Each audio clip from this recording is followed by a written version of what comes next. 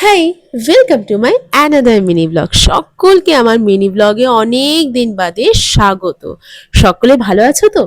আমিও ভালো আছি। আসলে কদিন আগে বেশ শরীরটা খারাপ হয়েছিল বলে মিনি ব্লগে ভয়েস ওভার দিতে পারছিলাম না, তাই চলে এলাম অনেকদিন বাদে তোমাদের সাথে আবার গল্প গুজব করতে। আজ আমরা সকলে চলে এসেছিলাম সায়নকে আইব্রো ভাত খাওয়াতে। আসলে ওর সামনেই বিয়ে, তাই আমরা বন্ধুরা মিলে ঠিক করলাম চলো ওকে আজকে আইব্রো ভাত খাওয়ানো যাক। সো প্রথমেই এসে যা হয়, অনেক দিন বাদে আমাদের সবার সাথে দেখা হওয়াতে আমরা প্রথমেই গিয়ে বেশ খানিকক্ষণ আড্ডা মেরে নিলাম।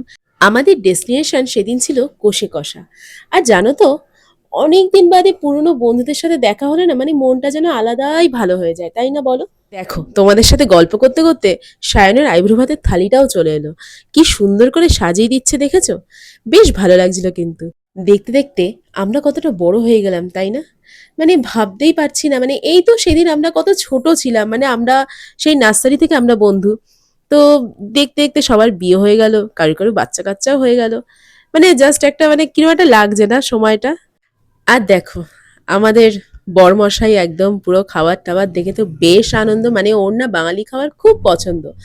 ওই জন্যই ও দেখো কি মজা দেখেছো ওর, মানে দুদিন বাদে বিয়ে, ছেলের একদম আলাদাই ফুর্তি মনে।